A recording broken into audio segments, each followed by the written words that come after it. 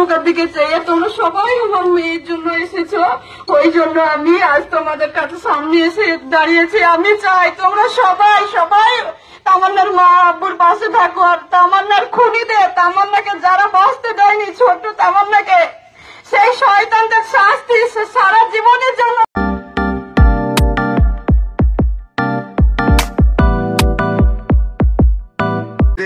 এই দৃশ্যের সঙ্গে কালীগঞ্জের এই তামান্না হত্যার দৃশ্যে কোনো ফারাক দেখছেন? আক্রমণকারী চরিত্রটা এক, তাহলে এই ক্ষমতা প্রদর্শন করে নিজের কর্তৃত্বকে জাহির করো। ভোট দেওয়ার ক্ষমতা হয়েছে তোমাদের টিএমসির বিরুদ্ধে, তাই তোমাদের শাস্তি, সেই শাস্তি তোমাদের ঘরের শিশুর মৃত্যুর মধ্য দিয়ে আমরা পালন করলাম। সেই শাস্তি আমরা দিলাম কারণ তোমরা টিএমসির বিরুদ্ধে ভোট দিয়েছো, তাই তোমাদের প্রাপ্য শাস্তির বিনিময়ে তোমাদের কন্যাকে হারাতে হবে, এই বার্তা দিল তৃণমূল। তামান্নার মায়ের প্রতিবাদ লড়াইয়ের কারণে, তার দৃঢ়চেতা মানসিকতা, তার প্রত্যয়ের কারণে এই নদিয়ার পুলিশ সুপার, যিনি প্রথমে বলতে চেয়েছিলেন ওটা কোনো খুন টুন নয়, দেখছি পরে কি ব্যাপার, তিনি বাধ্য হলেন অপরাধীদের গ্রেপ্তার করতে। যদিও সব অপরাধী গ্রেপ্তার হয়নি, তামান্নার মায়ের বক্তব্য। তাই তামান্নার মা সেদিন বলেছিল যে আপনারা আন্দোলন করুন আমার মেয়ের বিচারের জন্য। তার মাকে কথা দিয়েছিলাম, বাবু আমাদের তো সব ক্ষমতা নাই, যেটুকু ক্ষমতা আছে আমরা নিশ্চয়ই আপনার মেয়ের বিচারের জন্য দাবি করব, আন্দোলন করব, আইনি পথেই হোক আর রাস্তায় নেমেই হোক।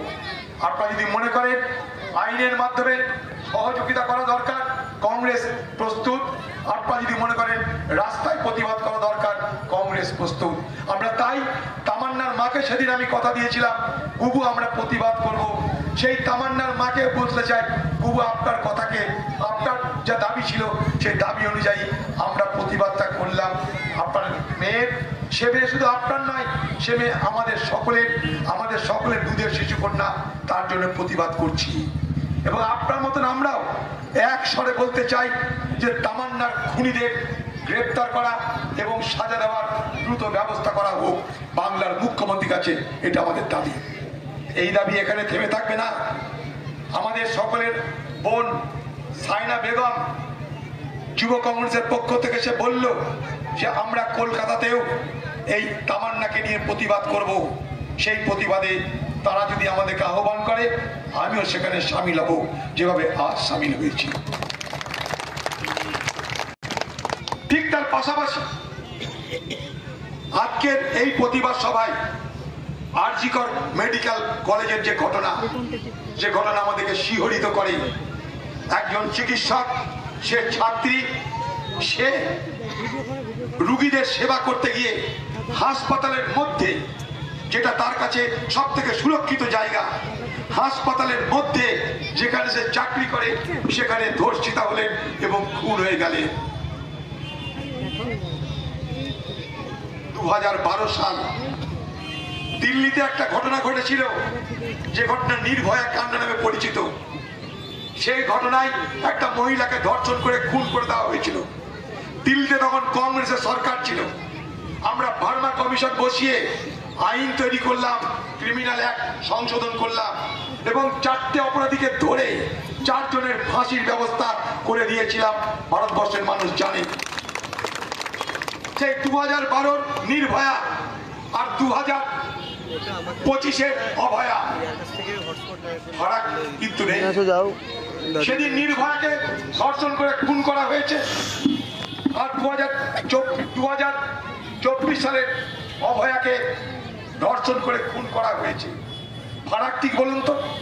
নির্ভয়ার জন্য বিচার হলো, নির্ভয়ার অপরাধীদের ফাঁসি হলো, অভয়ার জন্য বিচার হলো না, অভয়ার অপরাধীদের ফাঁসি হলো না। কারণ এখানে মুখ্যমন্ত্রী মমতা ব্যানার্জি আছে, দিল্লিতে কমসে কম মুখ্যমন্ত্রী মমতা ব্যানার্জির মতন কেউ ছিল না, তাই নির্ভয়া বিচার পেয়েছে, অভয়া বিচার পেল না। একটা মুখ্যমন্ত্রী সে অপরাধীদের রক্ষা করছে, একটা মুখ্যমন্ত্রী সে অপরাধীদের বিচার চায় না। একটা মুখ্যমন্ত্রী, আপনি না বলেন মামাটি মানুষের রাজ্যের আপনি মুখ্যমন্ত্রী।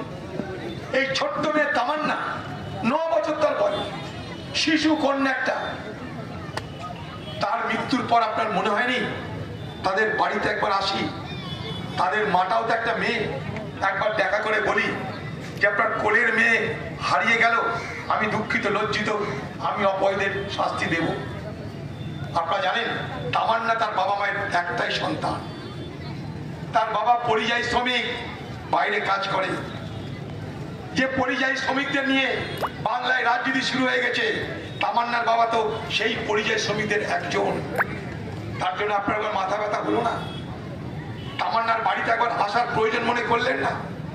তামান্নার বাড়িতে একবার এলে কি আপনার জাত চলে যেত দিদি ভাই?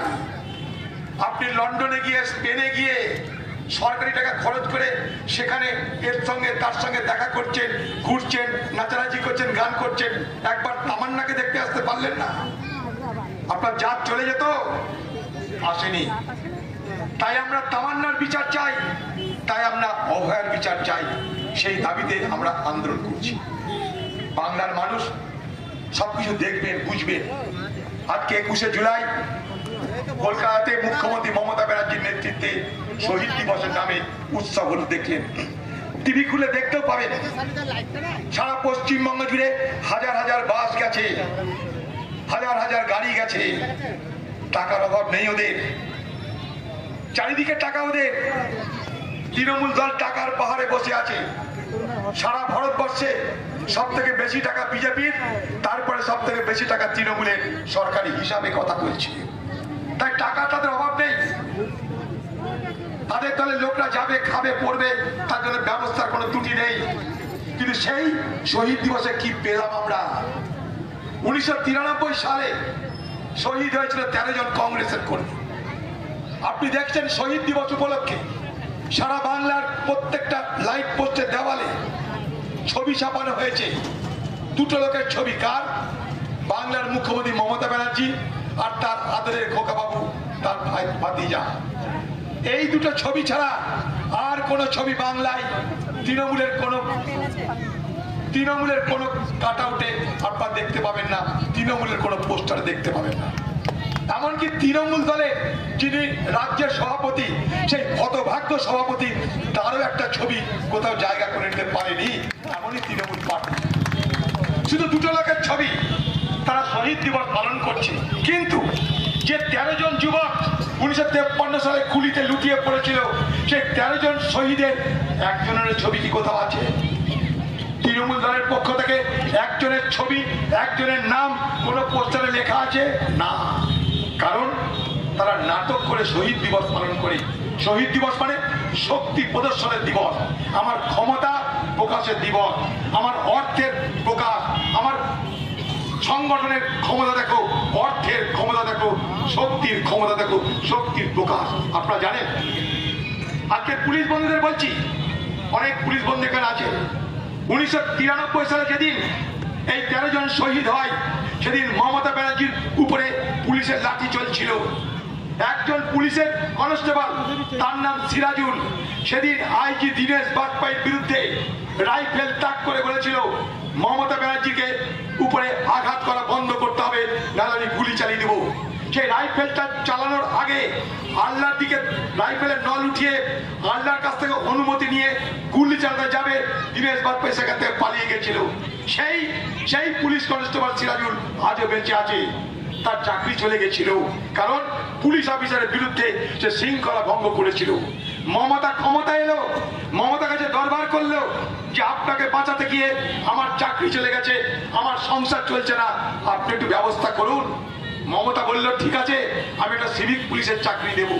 সে বলছে না, সিভিক পুলিশের চাকরি চাই না, যে চাকরি করতে করতে আমি আপনাকে বাঁচিয়েছি সেই চাকরি আমাকে ফেরত দিন।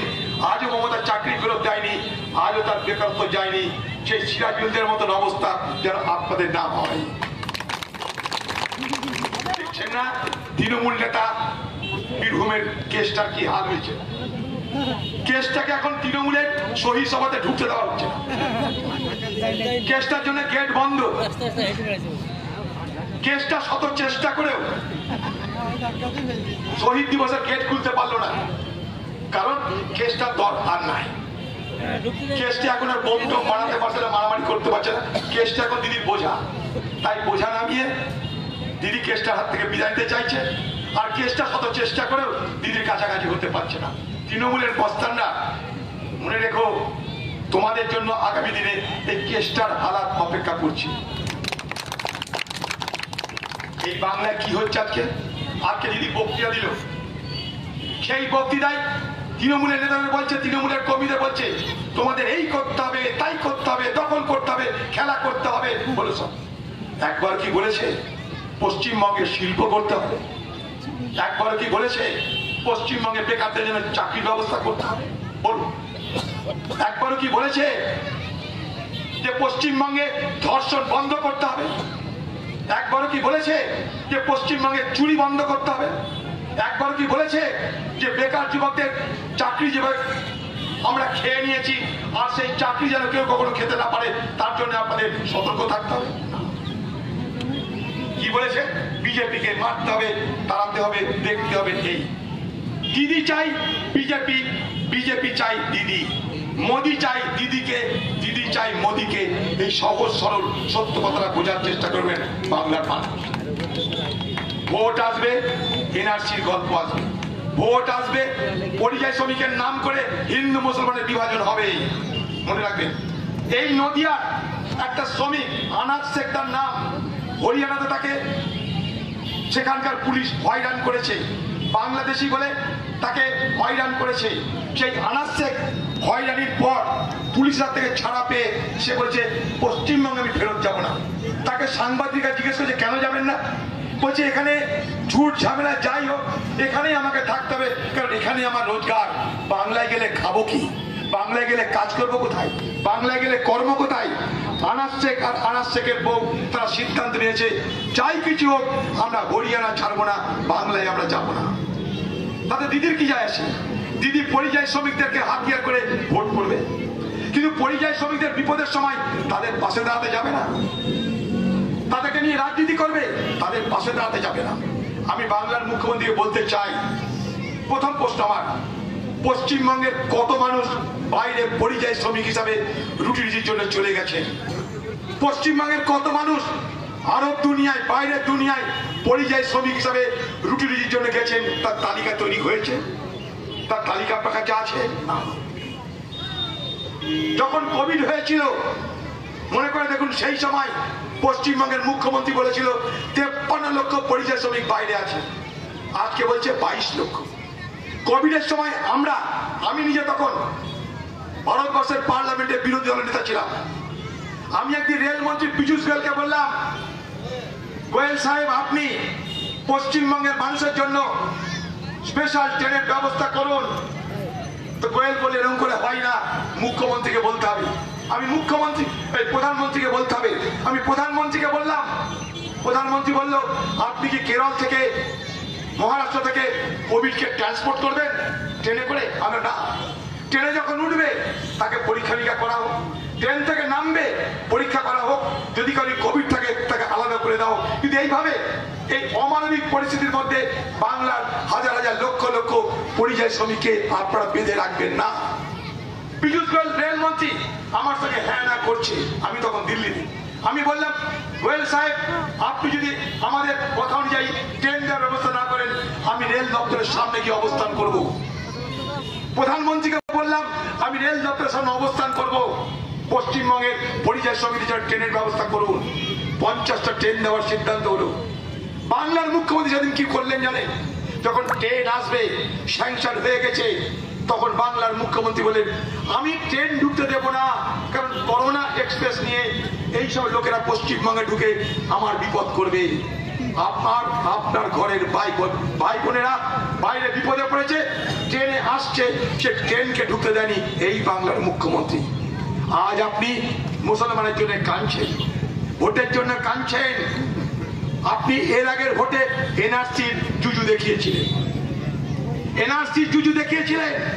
বিজেপি এসছিল দিল্লি থেকে এনআরসি কে হাতিয়ার করে, দিদি এলো কলকাতা থেকে এনআরসি কে হাতিয়ার করে, দুজনের হাতিয়ার এনআরসি। একজন হিন্দুদেরকে বোঝাতে চাইলো, আরেকজন মুসলমানকে বোঝাতে চাইলো। উভয়ের লক্ষ্য কি? ভোট। এনআরসি এনআরসি এনআরসি হলো, ভোট ভোট ভোট হলো, ভোট হয়ে গেল, আর এনআরসি নিয়ে আলোচনা হয়েছিল? আর কখনো শুনেছেন এনআরসি নিয়ে দিদি কখনো মিটিং করেছেন? কখনো বিধানসভায় কোনো আইন এনে বলেছে আমি এনআরসি নাগরিক আইন করতে দেবো না, কোনো চিন্তা নাই? আর কিন্তু এনআরসির গল্প হয়নি, কিন্তু এনআরসির গল্প আবার হবে। কেন? ভোট আসছে। যেই ভোট আসবে ফজরের নামাজ পড়েই দিদি নেমে যাবে ময়দানে এনআরসির জুজু দেখাতে, বাংলার মুসলমানদের ভুলে যাবেন না এই কথা। এই এনআরসি দিদি কি করে ঠেকাবে? এনআরসি তো কেন্দ্রের আইন, নাগরিক আইন দিদি কি করে ঠেকাবে? এটা তো কেন্দ্রের আইন। তো লড়াইটা করতে হবে কোথায়? কেন্দ্রের বিরুদ্ধে। লড়াইটা কার বিরুদ্ধে করতে হবে? মোদির বিরুদ্ধে। মোদির স্লোগান কি? কংগ্রেস মুক্ত ভারত। মোদি কখনো বলে না 3 সাল নাগরিক আইন সংশোধন করে যখন নাগরিক আইনের মধ্যে এনআরসি এনপিআর ঢোকানো হলো, তখন সরকারটা কাদের? বিজেপি। প্রধানমন্ত্রীকে অটল বিহারী বাজপেয়ী, সেই সরকারের ক্যাবিনেট মন্ত্রীকে মমতা ব্যানার্জি। পার্লামেন্টে আইন পাস করার আগে আগে ক্যাবিনেটে সিদ্ধান্ত হয়। সেই ক্যাবিনেটে যখন 2003 সালে আইন সংশোধন করে এনআরসি কথাটা ঢোকানো হচ্ছে, দিদি সেখানে উপস্থিত। দিদি চুপ করে থাকলেন, চুপ করে থাকলেন। কারণ এই দিদি ভারতবর্ষের পার্লামেন্টে বাংলাদেশি অনুপ্রবেশকারীদের ভোট দেওয়ার অধিকার কেড়ে নিতে হবে বলে আন্দোলন করেছে। মনে রাখবেন, এই দিদি, এই মমতা ব্যানার্জি পার্লামেন্টের মধ্যে আন্দোলন করেছে বাংলাদেশের অনুপ্রবেশকারীদের বিরুদ্ধে। তাই সেদিন যখন 2003 সালে অটল বিহারী বাজপেয়ী সরকার এনআরসি কে অন্তর্ভুক্ত করে নাগরিক আইনে, তখন বাংলার মুখ্যমন্ত্রী চুপ করেছিলেন। সেদিন যিনি রেলমন্ত্রী ছিলেন, সেদিন পার্লামেন্টে কে বিরোধিতা করেছিল জানেন? সেদিন পার্লামেন্টে বিরোধিতা করেছিল রাজ্যসভায়। আজকে তিনি নেই, ভারতবর্ষের প্রাক্তন প্রধানমন্ত্রী ডাক্তার মনমোহন সিং। মনে রাখবে, আমার বোন সাইনা বলছিল না মুসলমানদেরকে বোকা বানানোর চেষ্টা করা হয়, 100-তে 200 হয়। প্রমাণ ওয়াকফ আইন। ভারতবর্ষের বিজেপি সরকার ওয়াকফ আইন এনে মুসলমানদের ধর্মীয় অধিকার কেড়ে নিতে চাইছে। আল্লাহ তাআলার নাম উৎসর্গ করা সম্পত্তির নাম ওয়াকফ সম্পত্তি। বলা হয় হাব্বিস আল আসাল উন সাব্বিল আল তামারা, অর্থাৎ তোমার যা কিছু আছে তোমার নিজের জন্য রেখে সবটা সমাজকে দাও। এটাই হবে প্রকৃত মুসলমানের পরিচয়। তাই এই ভারতবর্ষে ধর্মপ্রাণ মুসলমানরা আল্লাহ তাআলাকে সাক্ষী রেখে তাদের সম্পত্তি দেয় ওয়াকফের নামে। কারণ সমাজের পিছিয়ে পড়া মানুষের তাদের ভালো মন্দ, সমাজের মাদ্রাসা, কবরস্থান, যা যা দরকার সেগুলোর জন্য, ঈদগাহ, যা যা প্রয়োজন সেগুলোর জন্য যা খরচ, তার জন্য তারা টাকা দেয়, জমি দেয়, সম্পত্তি দেয়। আপনারা কি জানেন এই ভারতবর্ষে সব থেকে বেশি ওয়াকফ সম্পত্তি কোথায়? এই পশ্চিমবঙ্গে। সংখ্যা কত জানেন? 1,48,200টা। মোট পরিমাণ কত জানেন? 56,000 একর। এই বাংলায় যেখানে সিনেমা হয়, টালিগঞ্জে সিনেমা হয় জানেন? বাংলা যত ফিল্ম হয় টালিগঞ্জে, টালিগঞ্জ ক্লাব, এই টালিগঞ্জ ক্লাব ওয়াকফের সম্পত্তি। এই বাংলায় রয়্যাল গলফ ক্লাব, কয়েকশো বিঘা, কয়েকশো একর জমির উপরে একটা ক্লাব, যেখানকার জমির মূল্য হাজার হাজার কোটি টাকা, সেগুলো সব ওয়াকফ সম্পত্তি। ভাড়া কত দেয় জানেন? কোনোটা 1000 টাকা, কোনোটা 1500 টাকা। এই পশ্চিমবঙ্গে তৃণমূলের আমলে হাজার হাজার কোটি টাকার ওয়াকফ লুট হয়েছে। কলকাতায় একের পর এক ওয়াকফ সম্পত্তি বেদখল হয়ে গিয়ে বহুতল বিল্ডিং নির্মাণ হয়েছে, বহুতল বাড়ি নির্মাণ হয়েছে। আমরা দাবি করেছিলাম পশ্চিমবঙ্গের মুখ্যমন্ত্রীর কাছে যে পশ্চিমবঙ্গের মুসলমান সমাজের জন্য আপনার চোখে জল পড়ে, নাটক করে জল পড়ে। তো সেই মুখ্যমন্ত্রীকে বলেছিলাম ওয়াকফ সম্পত্তির জন্য শ্বেতপত্র প্রকাশ করা হোক, এই ওয়াকফ সম্পত্তি থেকে কত রোজগার করে সেটা জানানো হোক। আর ওয়াকফ সম্পত্তি প্রকৃতপক্ষে ব্যবহার করতে হলে কত রোজগার হতে পারে সাচার কমিটি বলে দিয়েছে। মনমোহন সিং সাচার কমিটি তৈরি করেছিল, সেই সাচার কমিটির রিপোর্ট বলছে ভারতবর্ষে যত ওয়াকফ সম্পত্তি আছে তা যদি সঠিকভাবে ব্যবহার করা যায় মুসলমান সমাজের জন্য 10 থেকে 15,000 কোটি টাকা প্রতি বছর রোজগার। হ্যাঁ, তার মধ্যে সব থেকে বেশি ওয়াকফ সম্পত্তি এই পশ্চিমবঙ্গে। আমরা তার জন্য যখন প্রতিবাদ করতে গেছিলাম ভারতবর্ষের সরকারের বিরুদ্ধে, কারণ আগামী দিনে আপনার কবরস্থান, আপনার ঈদগাহ, আপনার খান, সেই বাংলার মুখ্যমন্ত্রী আমাদেরকে বলছেন ওয়াকফ সম্পত্তি নিয়ে আন্দোলন করতে হয়, সিধা চলে যান দিল্লি, এখানে কোনো আন্দোলন হবে না। আমরা তাই মুসলমান সমাজকে বলতে চাই, বাংলার মুখ্যমন্ত্রী এই কুম্ভীরাস্ত্র 2012 সাল পশ্চিমবঙ্গের বেসরকারি মাদ্রাসাকে স্বীকৃতি দেওয়া হবে, অর্থ প্রদান করা হবে। এখন পর্যন্ত মাত্র 235টা মাদ্রাসাকে স্বীকৃতি দেওয়া হয়েছে। সেই 235টা মাদ্রাসার মধ্যে 32টা মাদ্রাসায় শিক্ষক নিয়োগের জন্য টাকা দেওয়া বন্ধ হয়ে গেছে। আরো 128টা মাদ্রাসায় আগামী দিনে বন্ধ করে দেওয়ার জন্য ব্যবস্থা হচ্ছে, তার জন্য আশঙ্কা প্রকাশ করেছে মুসলমান সমাজের শিক্ষক শিক্ষিকারা। এটা গেল 2 নম্বর উদাহরণ। 3 নম্বর আপনাদের বলি, আপনারা তাকিয়ে দেখুন, আজকে মসজিদে মসজিদে ইমামদের জন্য ভাতা দেওয়া হয়। এই ইমাম ভাতা পশ্চিমবঙ্গ সরকারের মুখ্যমন্ত্রীর পৈতৃক সম্পত্তি থেকে দেওয়া হয় না। এই ইমাম ভাতা পশ্চিমবঙ্গের যে ওয়াকফ সম্পত্তি, যে ওয়াকফ সম্পত্তি থেকে দেওয়া হয়। আজকে পশ্চিমবঙ্গের মুখ্যমন্ত্রী আদেশ দিয়েছে সব মসজিদকে যে তোমাদের মসজিদের ডকুমেন্ট কি আছে দেখাও, তথ্য কি আছে দেখাও, সেখানে যে নামাজ হয় তার প্রমাণ দেখাও, তবেই আমরা ইমামদের ভাতা দেব। একটা মসজিদের ইমামকে প্রমাণ দিতে হবে আগামী দিনে, তথ্য দিয়ে, সে নামাজ পড়াচ্ছে কিনা তার প্রমাণ দিয়ে। এটা কি মুসলিম সমাজের উপরে হস্তক্ষেপ করা হচ্ছে না? প্রাথমিক স্কুলে রাজ্য সঙ্গীত চালু করা হচ্ছে। ভারতবর্ষের প্রত্যেকটা স্কুলে জাতীয় সঙ্গীত হয়, জনগণ মন অধিনায়ক। পশ্চিমবঙ্গ সরকার একটা নতুন সঙ্গীত আনছে যার নাম রাজ্য সঙ্গীত। সেই রাজ্য সঙ্গীতে বলা হচ্ছে বাংলার মাটি বাংলার জল, বাংলার বায়ু বাংলার ফল, পূর্ণ হোক পূর্ণ হোক পূর্ণ হোক হে ভগবান। অর্থাৎ একটা স্কুলের ছাত্রকে, একটা প্রাথমিক স্কুলের ছাত্রীকে, তাদেরকে শুরুতে পড়তে গেলে স্কুলে পাঠ করে বলতে হবে, গান করে বলতে হবে পূর্ণ হোক হে ভগবান। মুসলমান সমাজ এটার বিরোধিতা করছে, তারা এসে আমাকে প্রতিবাদ করেছে। কারণ কোন হিন্দুকে যদি বলা হয় সকালে গিয়ে তুমি আল্লাহু আকবার বলো, সে যেমন মেনে নেবে না, তেমনি করে মুসলমান ছাত্রকে যদি বলা হয় সকালে গিয়ে তুমি পূর্ণ হোক হে ভগবান বলো, সেও মেনে নেবে না। এইভাবে বাংলায় আজকে বিভাজনের রাজনীতি চলছে, বাংলায় সেফ বিভাজনের রাজনীতি চলছে। মনে রাখবেন, ছোট্ট একটা কথা বলি, 1925 সাল ভারতবর্ষে একটা সংগঠনের জন্ম হলো। সেই সংগঠনের নাম রাষ্ট্রীয় স্বয়ংসেবক সংঘ, RSS। সেই সংগঠনের মূল বক্তব্য কি? সেই ভারতবর্ষকে হিন্দু রাষ্ট্রে রূপান্তরিত করতে হবে। সুযোগ পাচ্ছিল না তারা, কারণ ক্ষমতায় তারা আসতে পারেনি। যত ক্ষমতার দিকে তারা এগিয়েছে তত হিন্দু রাষ্ট্রের স্লোগান জোরালো হয়েছে, এবং সেই স্লোগান জোরালো হতে হতে সেই সময় রাহুল গান্ধী সারা ভারতবর্ষে যে প্রচার করলো সংবিধান হাতে নিয়ে, সংবিধান বাঁচাও অভিযান। সেই অভিযানে সারা দিয়ে 100টা আসন মানুষ কংগ্রেসকে উপহার দিল। মোদীর একক ক্ষমতায় বসা বন্ধ হয়ে গেল। আর জগন্নাথ মন্দির যে হবে সরকারি টাকায়, আপনাকে যে পারমিশন নিয়েছিল, মুসলমান সমাজকে জিজ্ঞেস করেছিল কেন জগন্নাথ মন্দির আপনার টাকায় হবে? সরকারের টাকা তো আপনারও টাকা, আপনার টাকা আপনাকে অনুমতি নেওয়া দরকার। শুধু তা নয়, জগন্নাথ মন্দির উদ্বোধন করে তার পোশাক বাড়ি বাড়ি পৌঁছে দেওয়ার জন্য সরকারি টাকা খরচ করা হলো, সরকারি খাজনা থেকে টাকা বরাদ্দ করা হলো। একটা মুসলমান পরিবার, তাদেরকে জগন্নাথের প্রসাদ বিতরণ করা হচ্ছে।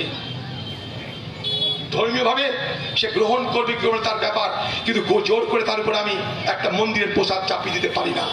যদি কোনো হিন্দুকে বলা হয় যে কুরবানির খাসির গোশত তোমার বাড়িতে পৌঁছে দেবে, তুমি খাও, হিন্দু সেটা বিরক্ত হবে।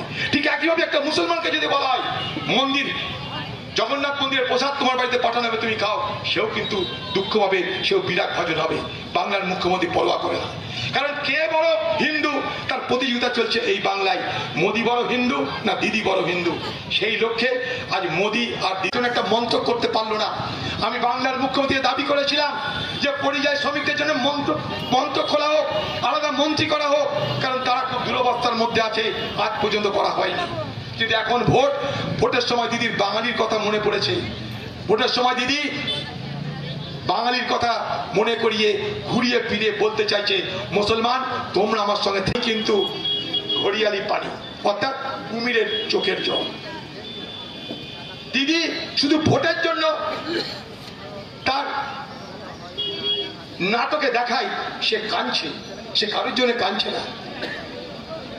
দিদির কারোর জন্য কাঁদছে না, দিদি ভোটের জন্য কাঁদছে। ভারতবর্ষে কংগ্রেস থাকা মানে ভারতবর্ষের গণতন্ত্র বেঁচে থাকা, কেউ পারবে না। তাই মোদীর স্লোগান কংগ্রেস মুক্ত ভারত, মোদী কখনো বলেনি দিদি মুক্ত ভারত। তাই দিদি মোদীর এই মিচ্ছাল গেমে আমরা যেন পা না দিয়ে ফেলি।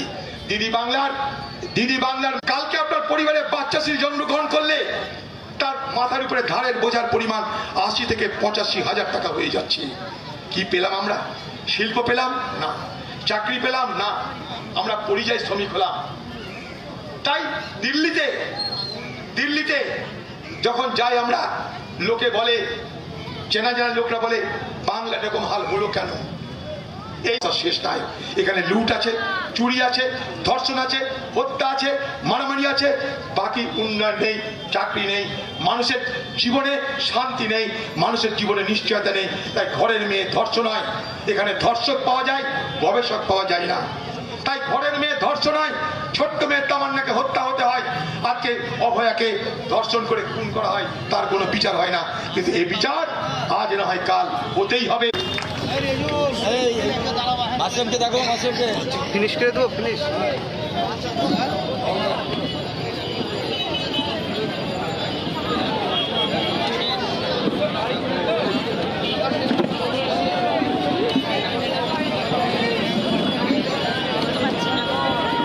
দেখি দিদি, একটু দেখি।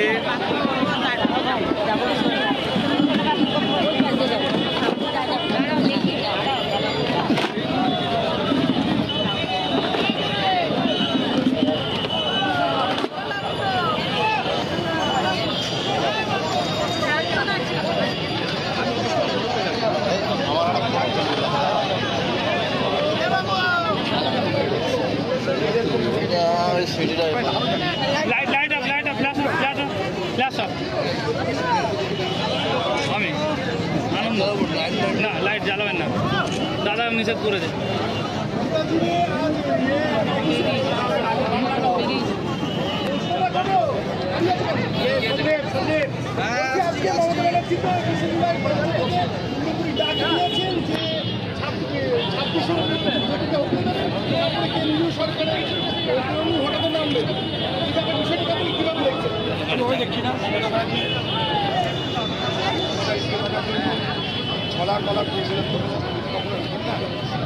তাই শহীদ দিবসকে কেন্দ্র করে শহীদের জন্য তার মুখে একটা কথা ভালো হয়েছে, তার নিজের ক্ষমতা প্রদর্শনের ক্ষমতা জাহির করার মধ্যে দিয়ে তিনি প্রমাণ করতে চেয়েছেন বাংলায় আবার তিনি ফিরে আসবেন।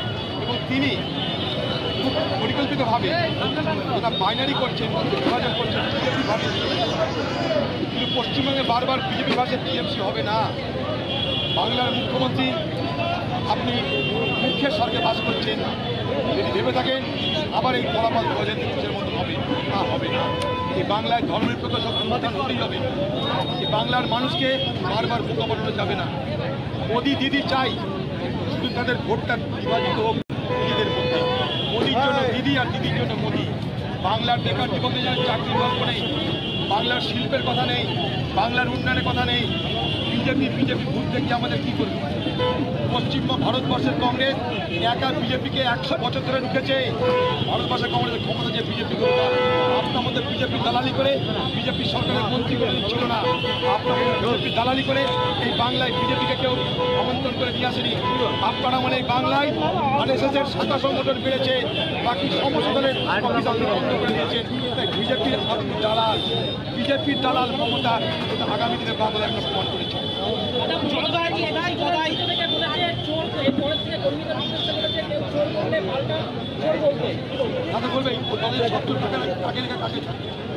আপনি আমাকে একটা মেসেজ করেছে একটা লোক, যে যদি কোনো ধর্ষক এলাকায় নাই, যদি কোনো চোর এলাকায় নাই, যদি কোনো ধাপ্পাবাজ এলাকায় নাই, যদি কোনো চিটার এলাকায় নাই, যদি কোনো চাকরি নামের টাকা খেয়ে পালিয়ে যাওয়া কোনো ব্যক্তি এলাকায় নাই, তাহলে সব ওই সভাতে আছে, সব ওই সভায় চলে গেছে।